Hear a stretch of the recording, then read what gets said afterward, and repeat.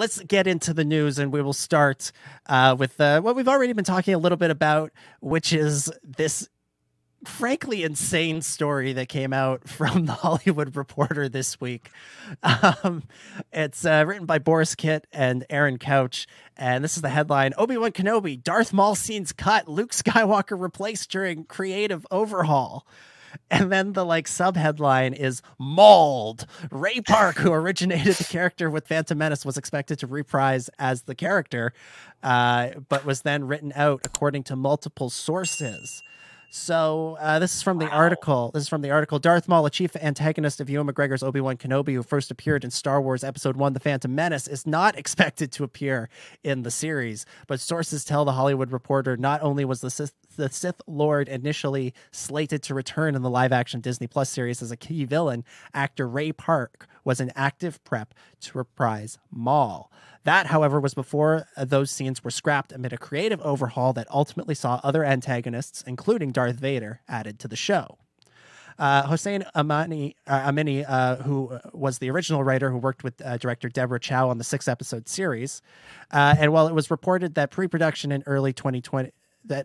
paused in early 2020, because Lucasfilm was unhappy with the scripts, the reasoning behind the pause was a little bit more layered. According to sources, Chow showed the scripts to Star Wars stewards Dave Filoni and Jon Favreau, who were coming off their success of The Mandalorian, freshly launched in November 2019, and deep into work on season 2.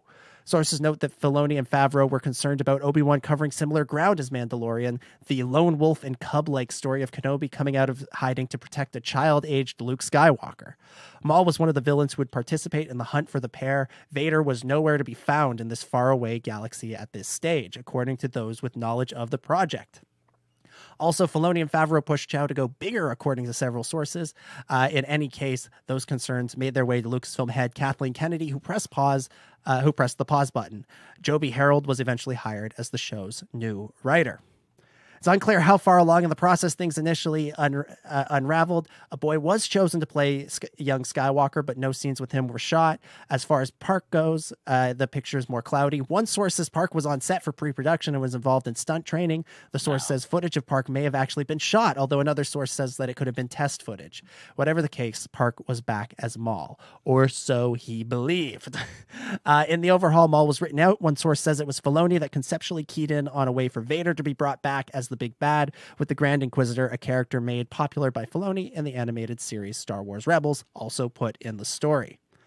A Lucasfilm source contradicted the account, saying Maul was never intended to return for the series, nor did Park come to the set. Let's just stop there. Because that is a truly insane, again, it's a truly insane statement in this article. It's like, there's all this stuff saying this is what happened, and then it's like, but we also have another source that said none of it happened. So who knows? Oh man, who knows? But let's talk about this. So the basics of that is that the series would have been Maul would have been the main villain for the series, and it would have featured Obi-Wan and young Luke on an adventure. And I remember hearing that at the time when they paused production. Yeah, that they were concerned that it was too similar to Mando, the Din Grogu relationship. Yeah. So I don't know. What do you guys think of Ben? Let's go to you first. What do you think of what we're hearing here about the revamping of the series? Yeah, I mean, I feel like it kind of lines up with reality. I mean, we were kind of hearing, obviously, there were some rewrites and changes in writers and whatever else. Who knows if it was extreme? I think maybe there could be some, maybe the truth is kind of somewhere in the middle, in between these 2 points of view of a lot of stuff happened and nothing happened. Maybe something happened, but it wasn't as huge as maybe they're reporting. But it makes sense that, I mean, Maul was on the table. And it was something that we fans speculated about it. Like, okay, how would Maul figure into this? It wasn't until we got the word that, hey, Hayden's coming back. Vader's going to be involved. Kathy Kennedy's coming up on stage going like the rematch of the century. And we're like, what are you talking about? That sounds amazing. Kinda. I'm going to have to wrap my head around that. But, okay, Kathy, I'll follow your lead here. That I think before all that, it was like, okay, maybe Maul could figure into this. My initial impression of this, just overall story would be like, maybe they were trying to, maybe the original writer wasn't as keen on Rebels. Maybe they weren't up to date on like what was happening with Maul, or maybe they were going to try to ride around that some way, or maybe they thought, hey, I can overwrite that. This is something on in live action, and it's one animated episode. Maybe you can give somebody a break here. But sounds like Filoni and Favreau and Kathy Kennedy were of the mind that that's canon. Twin Sons, whether you know how you feel about it, it's there.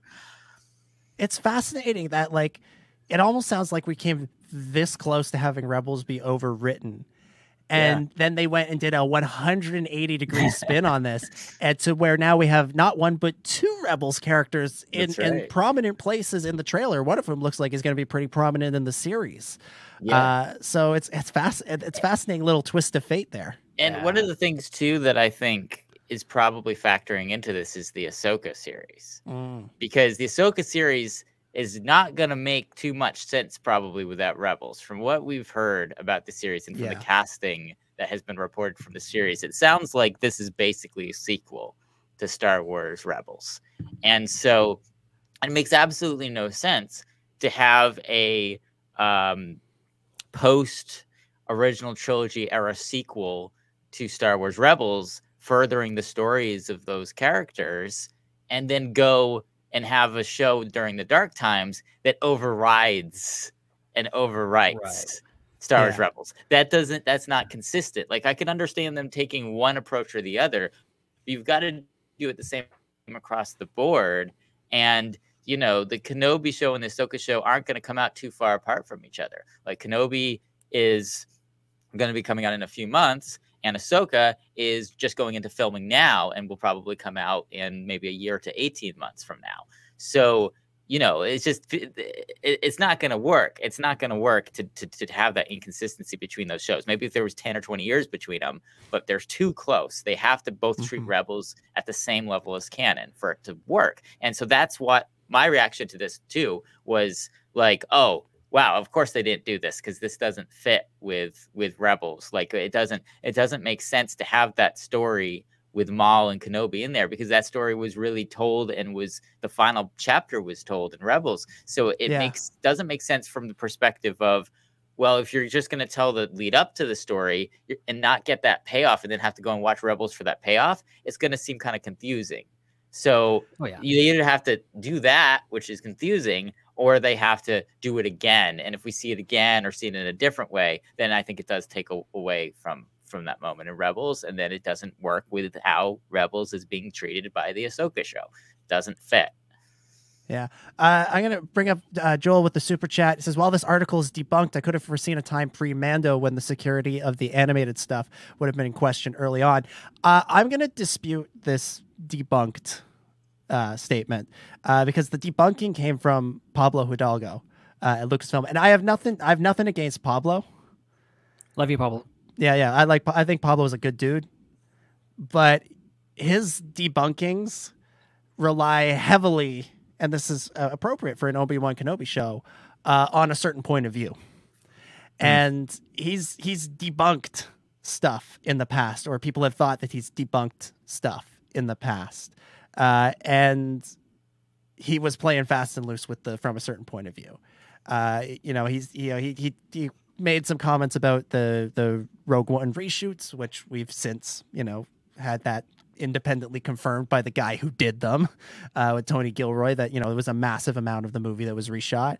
And same thing with some stuff about Palpatine, not having children in the lead up to Rise of Skywalker. And to be fair, it's protecting spoilers in that case, but why even comment is a whole other question.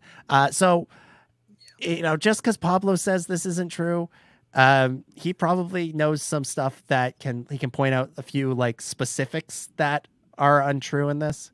But I think the Hollywood Reporter generally doesn't run something like this unless they're pretty confident in the sourcing. That's how these things tend to work. Not saying they can't be wrong, but I wouldn't be so quick to throw out everything that we just read in the article.